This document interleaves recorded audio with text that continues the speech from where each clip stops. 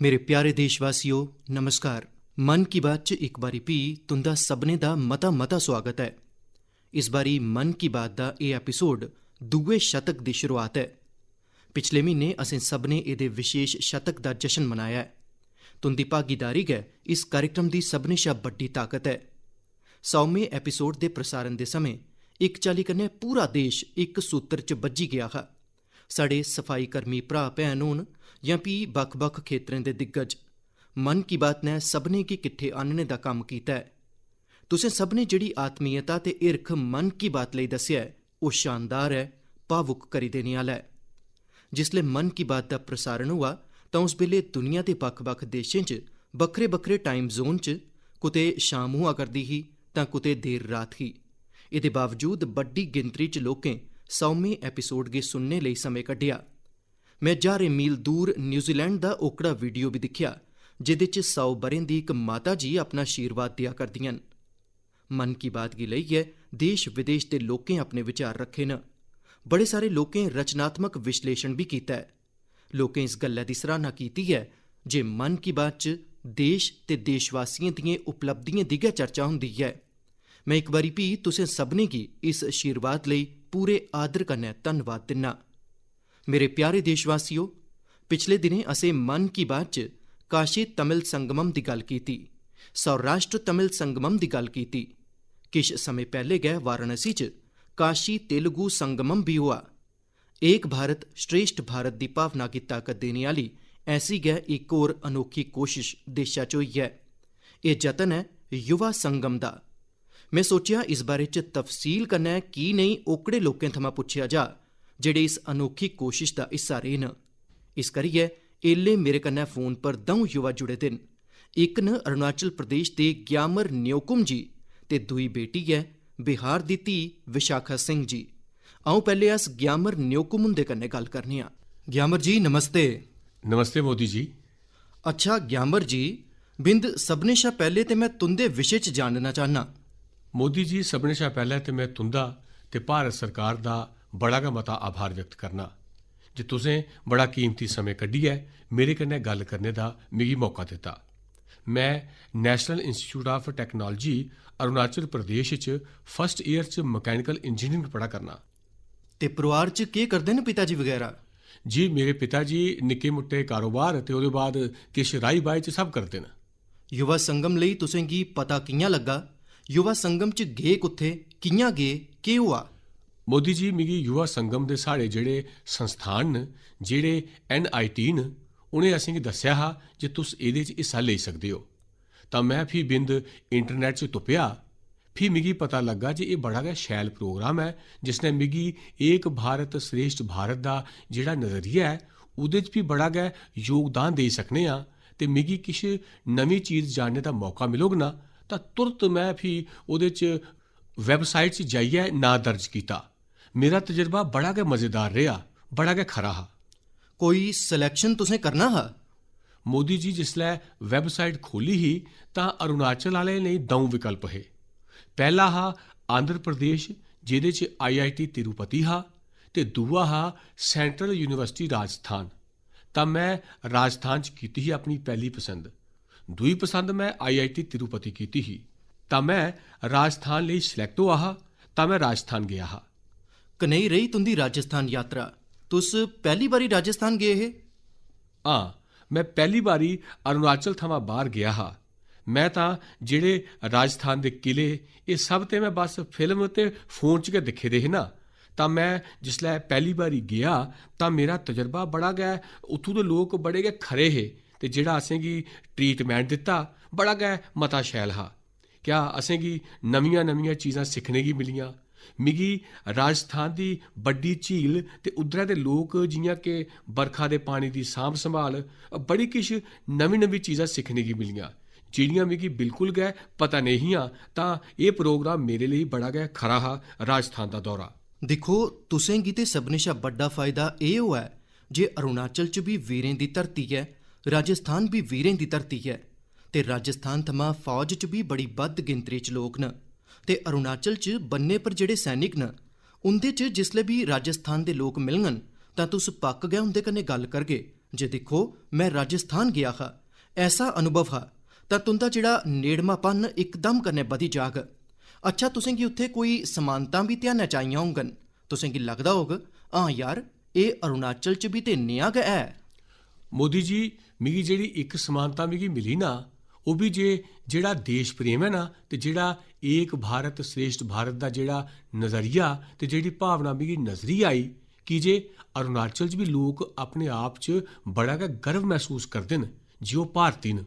इस करियै ते राजस्थान च भी लोक अपनी मातृभूमि लेई बड़ा जेह्ड़ा गर्व महसूस होंदा है, ओह् चीज़ मिगी गै ज़्यादा नजरी आई। ते खास तौर उप्पर जेह्ड़ी युवा पीढ़ी है ना, कि जे मैं उद्धर बड़े सारे युवाएं कन्नै गल्लबात कीती ना, तां ओह् चीज़ जेह्ड़ी मिगी बड़ी इक बरोबर नजरी आई, जेह्ड़ा ओह् चांह्दे न जे भारत लेई जेह्ड़ा किश करने दा ते जेह्ड़ा अपने देश लेई प्रेम है ना, ओह् चीज़ मिगी बड़ी गै दौनें राज्यें च बड़ी गै इक बरोबर नजरी आई। तां उत्थे जेह्ड़े दोस्त मिले न उंदे कन्नै वाकफियत बधाई जां आइयै भुल्ली गए? नहीं, असें बधाया, परिचय कीता। हां, ते तुस सोशल मीडिया च सक्रिय हो? जी मोदी जी, मैं सक्रिय हाँ। तां तुसें गी ब्लॉग लिखना लोड़चदा। अपना एह् युवा संगम दा अनुभव कनेहा रेहा? तुसें ओह्दे च नांऽ दर्ज कि'यां कीता? राजस्थान च अनुभव कनेहा रेहा तां जे मुल्ख भरै दे युवाएं गी पता लग्गै जे एक भारत श्रेष्ठ भारत दा महत्व केह् है, एह् योजना केह् है, ओह्दा लाह् नौजवान कि'यां लेई सकदे न? पूरा अपने तजुर्बे दा ब्लॉग लिखना लोड़चदा ऐ तां बड़े लोकें गी पढ़ने लेई कम्म औग। जी, मैं पक्क गै करंग। ग्यामर जी, बड़ा खरा लग्गा तुंदे कन्नै गल्ल करियै। ते तुस सब्भै नौजवान देशा लेई, देशा दे उज्जवल भविक्ख लेई, की जे एह् 25 ब'रे बड़े महत्वपूर्ण न तुंदे जीवन दे बी ते मुल्ख दे जीवन दे बी, तां मेरियां मतियां मतियां शुभकामनां न। धन्नवाद। धन्नवाद मोदी जी, तुसें गी बी। नमस्कार भ्रा। साथियो, अरुणाचल दे लोक इन्नी आत्मीयता कन्नै भरोचे दे होंदे न जे उंदे कन्नै गल्ल करदे होई मिगी बड़ा नंद औंदा है। युवा संगम च ग्यामर जी हुंदा तजुर्बा ते बेहतरीन रेहा। आओ हुन बिहार दी धी विशाखा सिंह जी हुंदे कन्नै गल्ल करने आं। विशाखा जी, नमस्कार। सभनें शा पैह्लें ते भारत दे मानयोग प्रधानमंत्री जी होरें गी मेरा प्रणाम, ते मेरे कन्नै सभनें डेलीगेटें दी तरफा तुसें गी मता मता प्रणाम। अच्छा विशाखा जी, पैह्ले अपने बारे च दस्सो, फ्ही मैं युवा संगम दे विशे च भी जानना है। मैं बिहार दे सासाराम नां दे शैह्र दी बसनीक आं, ते मिगी युवा संगम दे बारे च मेरे कॉलेज दे व्हाट्सएप ग्रुप दे संदेश दे राहें पता लग्गा हा सभनें शा पैह्लें। तां ओह्दे परैंत फ्ही मैं पता कीता एह्दे बारे च ते तफसील कड्ढी जे एह् केह् ऐ। तां मिगी पता लग्गा जे एह् प्रधानमंत्री जी हुंदी इक योजना एक भारत श्रेष्ठ भारत दे राहें युवा संगम है। तां ओह्दे परैंत में आवेदन कीता, ते जिसलै में आवेदन कीता तां मैं रोमांचित ही एह्दे कन्नै जुड़ने लेई। पर जिसलै उत्थुआं घूमियै तमिलनाडु जाइयै बापस आई, ओह् जेह्ड़ा एक्सपोजर में हासल कीता, ओह्दे परैंत मिगी हून होर मता इ'यां गर्व महसूस होंदा है जे मैं इस प्रोग्राम दा हिस्सा रेही आं। तां मिगी बड़ी गै मती खुशी है उस प्रोग्राम च हिस्सा लैने दी, ते मैं दिलै दी गहराई कन्नै आभार व्यक्त करनी आं तुंदा जे तुसें साढ़े जनेह् युवाएं लेई इन्ना बेहतरीन प्रोग्राम बनाया जेह्दे कन्नै अस भारत दे बक्ख-बक्ख हिस्सें दी संस्कृति गी अपनाई सकने आं। विशाखा जी, तुस केह् पढ़दियां हो? मैं कंप्यूटर साइंस इंजीनियरिंग दी सैकेंड ईयर दी विद्यार्थी आं। अच्छा विशाखा जी, तुसें केह्ड़े राज्य च जाना है, कुत्थे जुड़ना है, ओह् फैसला कि'यां कीता?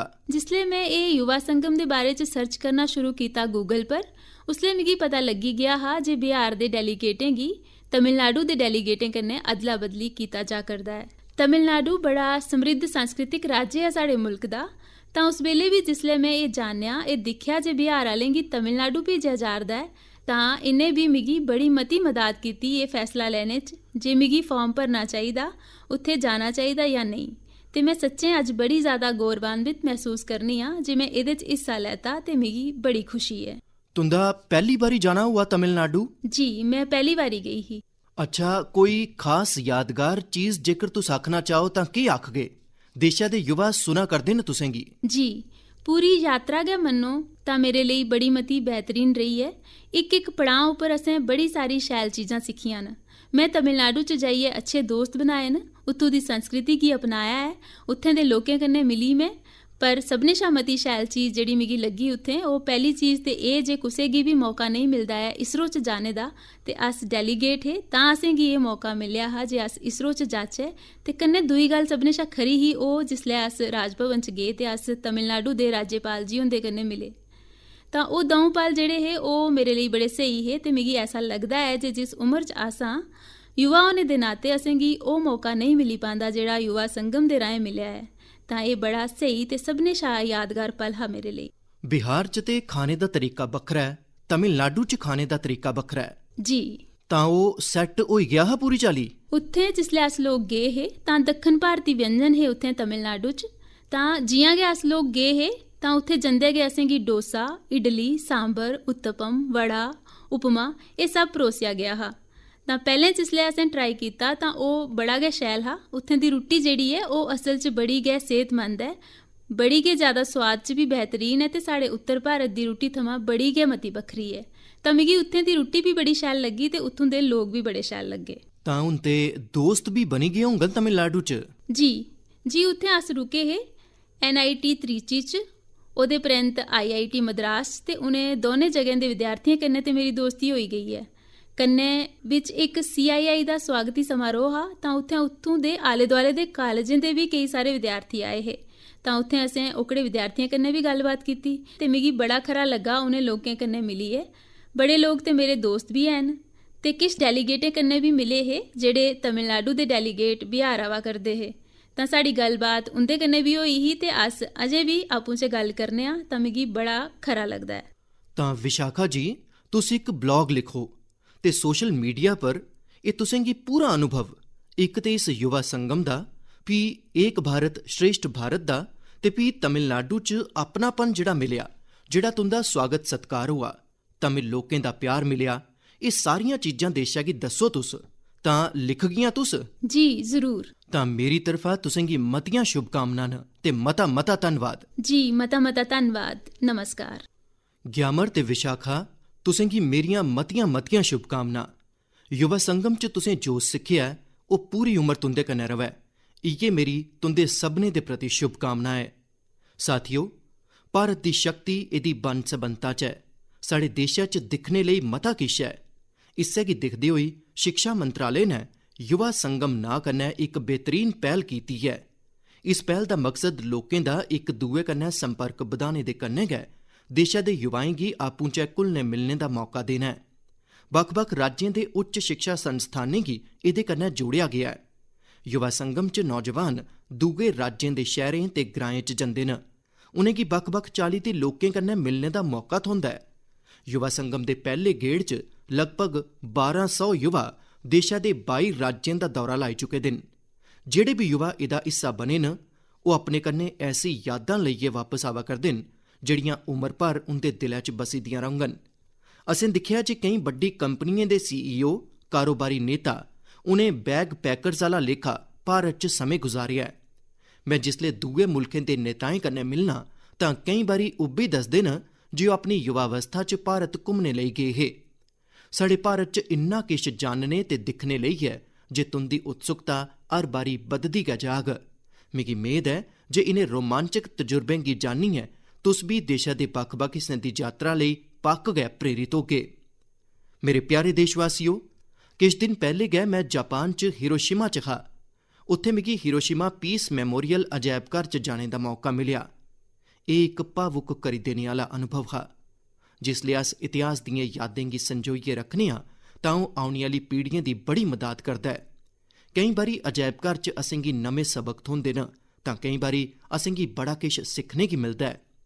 किश दिन पैह्ले गै भारत च इंटरनेशनल म्यूजियम एक्सपो दा भी आयोजन कीता गया हा। इहदे च दुनिया दे 1200 शा मते अजायब घरें दियां खासियतें गी दर्शाया गया। साढ़े इत्थे भारत च बक्ख-बक्ख चाली दे ऐसे कई अजायब घर न ਜਿਹੜੇ साढ़े अतीत कन्नै जुड़े दे नेकां पहलुएं गी प्रदर्शित करते न। जियां गुरुग्राम च एक अनोखा अजायब घर है म्यूजियो कैमरा। इहदे च 1860 दे बाद दे 8000 शा मते कैमरें दा संग्रह मौजूद है। तमिलनाडु दे म्यूजियम ऑफ पॉसिबिलिटीज़ गी साढ़े दिव्यांग जनें गी ध्याना च रखियै डिज़ाइन कीता गया है। मुंबई दा छत्रपति शिवाजी महाराज वास्तु संग्रहालय एक ऐसा अजायब घर है जिहदे च 70,000 थमां भी मतियां चीज़ां संरक्षित कीतियां गेदियां न।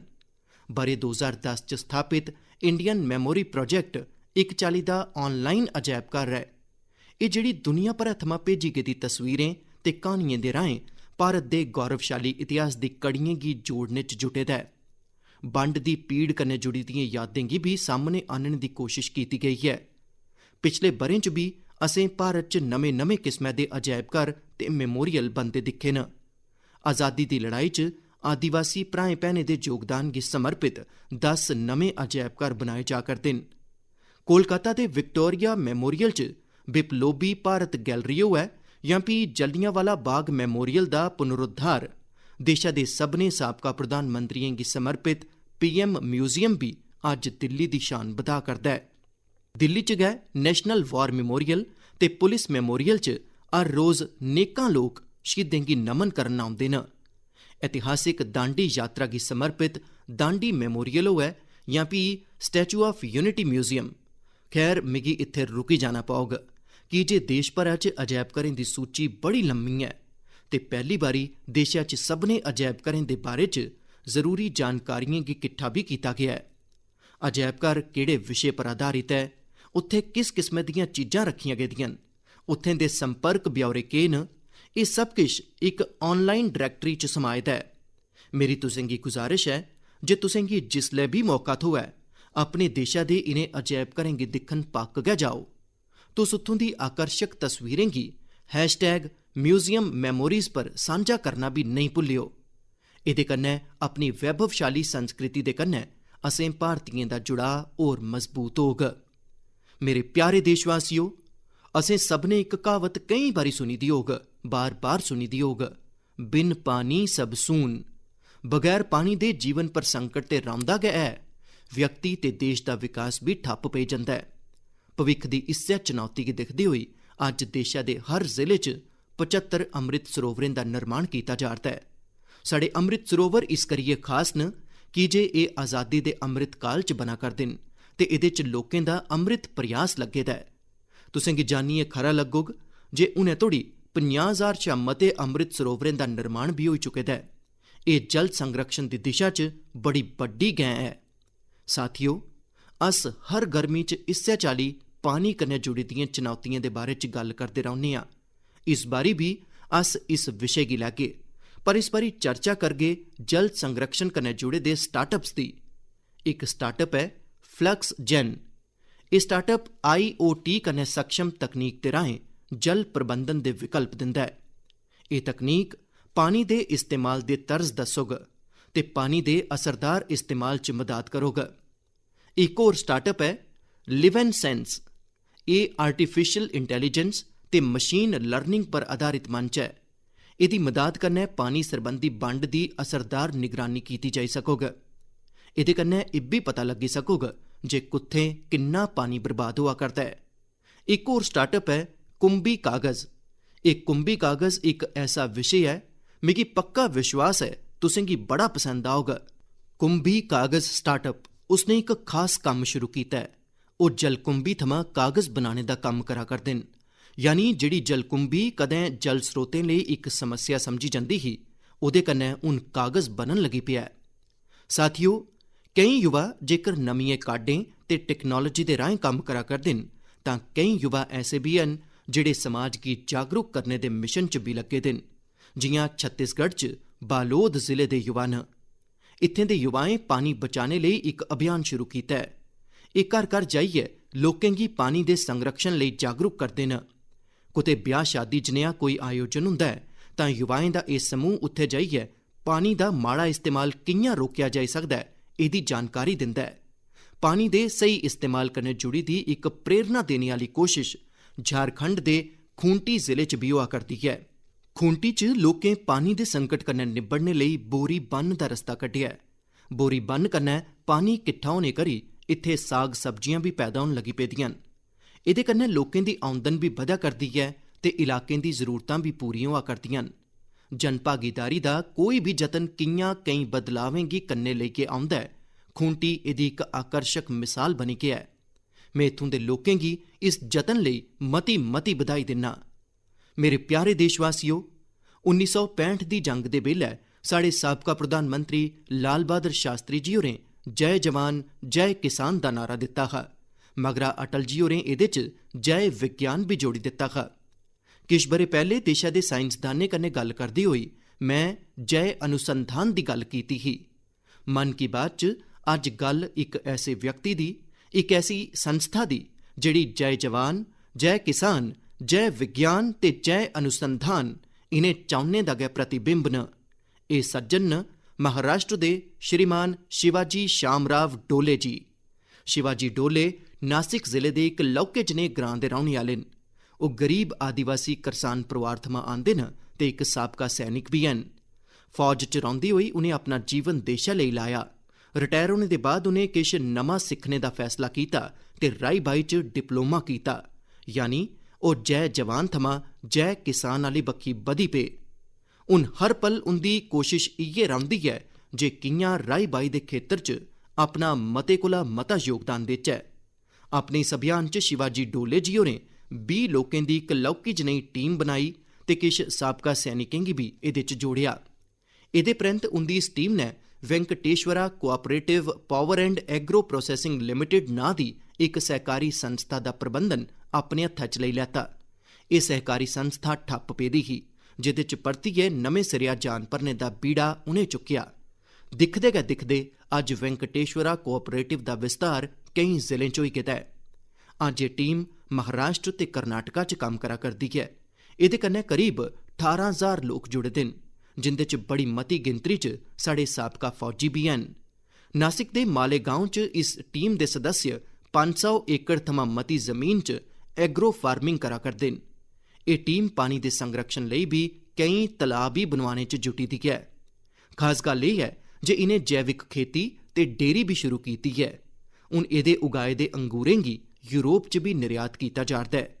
ਇਸ ਟੀਮ ਦੀਆਂ ਜਿਹੜੀਆਂ ਦੋ ਵੱਡੀ ਖਾਸੀਅਤਾਂ ਨੇ ਜਿਨੇ ਮੇਰਾ ਧਿਆਨ ਆਕਰਸ਼ਿਤ ਕੀਤਾ ਉਹ ਇਹ ਨ ਜੈ ਵਿਗਿਆਨ ਤੇ ਜੈ ਅਨੁਸੰਧਾਨ। ਇਹਦੇ ਸਦस्य ਟੈਕਨੋਲੋਜੀ ਤੇ ਰਾਈ ਬਾਈ ਦੇ ਆਧੁਨਿਕ ਤੌਰ ਤਰੀਕਿਆਂ ਦਾ ਮਤੇ ਸ਼ਾ ਮਤਾ ਇਸਤੇਮਾਲ ਕਰਾ ਕਰਦੇ ਨੇ। ਦੂਈ ਖਾਸੀਅਤ ਇਹ ਹੈ ਜੇ ਉਹ ਨਿਰਯਾਤ ਲਈ ਜ਼ਰੂਰੀ ਕਈ ਚਾਲੀ ਦੇ ਪ੍ਰਮਾਣੀਕਰਨੇ ਪਰ ਵੀ ਧਿਆਨ ਕੇਂਦਰਿਤ ਕਰਾ ਕਰਦੇ ਨੇ। सहकार से समृद्धि की भावना के कन्ने काम करा करती इस टीम की मैं सराहना करना। इस जतन कन्नै ना छड़ा बड़ी गिनतरी च लोकें का सशक्तिकरण हुआ है सगुआं रोजी रोटी के नेकां साधन भी बने न। मिगी मेद है जे ये कोशिश मन की बात के हर श्रोता की प्रेरित करोगा। मेरे प्यारे देशवासियों, अज 28 मई की महान स्वतंत्रता सेनानी वीर सावरकर जी उनकी जयंती है। उनके त्याग, दलेरी ते संकल्प शक्ति कन्नै जुड़ी दियां गाथां अज भी असें सबने गी प्रेरित करदियां न। मैं वो दिन भुल्ली नहीं सकदा जिसले मैं अंडमान च उस कोठरी च गया हा जिथे वीर सावरकर होरें काला पानी दी सज़ा कट्टी ही। वीर सावरकर हुंदा व्यक्तित्व दृढ़ता ते विशालता कन्नै भरोचे दा हा। उनदे निडर ते स्वाभिमानी सुभाव गी गुलामी दी मानसिकता बिल्कुल भी रास नहीं आउंदी ही। आज़ादी दे अंदोलन गै नहीं समाजी बरोबरी ते समाजी न्याय लई भी वीर सावरकर ने जिन्ना किश कीता उसी अज भी चेता कीता जांदा है। साथियों, किश दिनें परैंत 4 जून गी संत कबीर दास जी हुंदी भी जयंती है। कबीर दास जी होरें जिहड़ी बात असें गी दस्सी है वह अज भी उन्नी गै प्रासंगिक है। कबीर दास जी आखदे हे, कबीरा कुआं एक है पानी भरे अनेक, बर्तन में ही भेद है पानी सब में एक। यानी खूह पर भावें बख-बख चाली दे लोग पानी भरने लई आउण पर खूह कुसा च फर्को फर्की नहीं करता। पानी ते सबने भांडें च इक्कै हुंदा है। संत कबीर होरें समाज गी बंडने आली हर कुप्रथा दा विरोध कीता, समाज गी जागृत करने दी कोशिश कीती। अज जिसलै मुल्क विकसित होने दे धैइये कन्नै अग्गे बधा करदा है तां असें गी संत कबीर हुंदे थमां प्रेरणा लैंदे होई समाज गी सशक्त करने दे अपने जतन होर बधाने लोड़चदे न। मेरे प्यारे देशवासियों, हुण मैं तुंदे कन्नै देशा दी एक ऐसी महान हस्ती दे बारे च चर्चा करन जा करना जिन्हें सियासत ते फिल्म जगत च अपनी अद्भुत प्रतिभा दे दम उपर कदे नहीं मिटने वाली छाप छोड़ी। इस महान हस्ती दा नां है NT रामाराव, जिन्हें गी अस सब्बै NTR दे नां कन्नै भी जानने आं। अज NTR हुंदी 100वीं जयंती है। अपनी बहुमुखी प्रतिभा दे दम उपर ओह ना छड़ा तेलुगु सिनेमा दे महानायक बने सगुआं उन्हें करोड़ें लोकें दा दिल भी जित्तिया। क्या तुसें गी पता है जे उन्हें 300 शा मती फिल्में च कम्म कीता हा। उन्हें कई ऐतिहासिक पात्रें गी अपने अभिनय दे दम उपर भी जीवंत करी दिता हा। भगवान कृष्ण, राम ते ऐसी कई होर भूमिकाएं च NTR हुंदी अदाकारी गी लोकें इन्ना पसंद कीता जे लोक उनेंगी अज्ज भी चेता करदे न। NTR ने सिनेमा जगत दे कन्नो कन्नी सियासत च भी अपनी बक्खरी पंछान बनाई ही। इत्थे भी उनेंगी लोकें दा पूरा पूरा प्यार ते आशीर्वाद मिलिया। देश दुनिया च लक्खें लोकें दे दिलें पर राज करने आले NT रामाराव जी होरें गी मैं अपनी विनम्र श्रद्धांजलि अर्पित करना। मेरे प्यारे देशवासियों, मन की बात च इस बारी इन्ना गै। अगली बारी किश नमें विषयें दे कन्नै तुंदे दरमियान आगा। उसले तगर किश इलाकें च गर्मी होर मती बधी गेदी होग, कुतै कुतै बरखा भी शुरू होई जाग। तुसें मौसम दे हर हालात च अपनी सेह्तू दा ध्यान रखना है। 21 जून गी अस विश्व योग दिवस भी मनागे। ओह्दी भी देश विदेश च त्यारियां चला करदियां न। तुसें ने त्यारियें दे बारे च भी अपनी मन की बात मिगी लिखदे रवो। कुसै होर विशे पर कोई होर जानकारी जेकर तुसें गी मिलै तां ओह् बी मिगी दस्सिओ। मेरी कोशिश मते कोला मते सुझाएं गी मन की बात च लैने दी रौह्ग। इक बारी भी तुंदा सभनें दा मता मता धन्नवाद। हुन मिलगे अगले म्हीने। उसले तगर लेई मिगी विदेआ दिओ। नमस्कार।